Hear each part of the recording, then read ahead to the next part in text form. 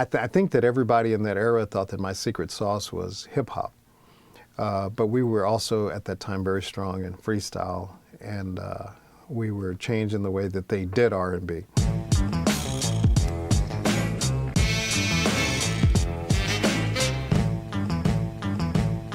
KDAY didn't go all hip-hop until after I left, because they thought, oh, okay, well, if he's playing rap, that must be the secret. So they went 24/7. We were never all 24/7 when I was doing what I was doing. Like I tell people all the time, you can't live off of just meat. You gotta have some potatoes, you gotta have some vegetables, you know, you gotta have dessert. You can't just live off meat. And so now you got these stations, the Powers and the Reels and other people that are trying to figure out what we did or what the magic was. The magic was really, it was a balanced attack. We played Rick James, we played Luther, Patti LaBelle, Nita Baker, Evelyn Champagne King. I mean, those people used to come hang out with us, you know, at the radio station. We played all of those people. But we also were the ones that was the first to ever play Lisa Lisa, and Debbie Deb, and Trenier, and the Cover Girls, and Stevie B, and a lot of the people that you probably have danced to. We also were the first ones to ever play the Miami sound when you're talking about Pretty Tony and some of the stuff that he was doing. He had a lot of that electro, you know, Nucleus jam on it, and that kind of sound going on. Nobody was doing that. A lot of stuff we were doing, nobody had ever done. We were just taking the best of the best of the best, putting it all in a big pot, and it was just all working. A lot of artists benefited from what I was doing at 1580 KDAY. And you'll hear a lot of them say it. You'll see it in their books. Queen Latifah recently said it on the Jimmy Kimmel Show. RUN-DMC. I mean, the list, I could give you 40 or 50 names of people that got their, that are mega rich now, that got their start through 1580 KDAY. I always tell people, because they're like, you know, don't you, you know, feel like, you know, these guys, they wouldn't have made it without KDAY. And I always say, you know, they would have made it. But wouldn't nobody be checking for me if they didn't? And so because they were successful and because they were good at what they do, it made my name bigger. I think that KDAY does get a lot of credit. I think that the story behind what I was doing needs to be out there, because I always tell people that, you know, Straight Outta Compton, which at that time was the biggest biopic, now the second biggest biopic ever, was just a tentacle on this octopus we call 1580 KDAY. And when I say 1580 KDAY, it's because a lot of people get misconstrued when they hear KDAY 93.5 KDAY, which is what I call a tribute station. They are a tribute to what we did, but they're nowhere near what we were. I knew before I even got to KDAY they were up for sale, but they were having a hard time selling it because they didn't have a lot of success and they couldn't get the price they wanted.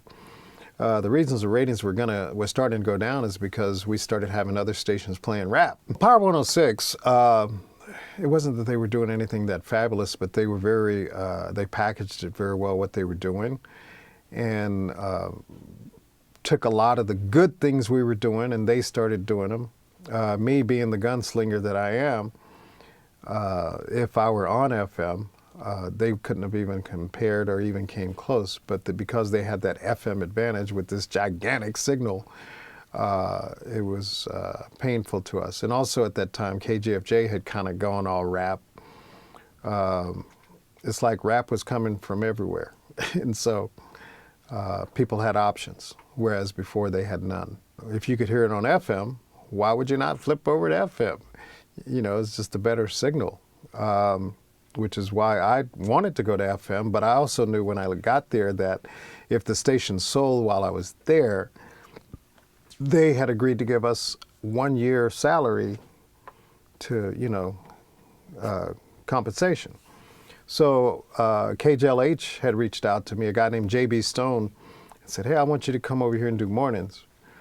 And I said, yeah, you know, I kind of enjoy being able to play what I want to play right now. He says, you come work for me, you can play whatever you want to play. I said, really?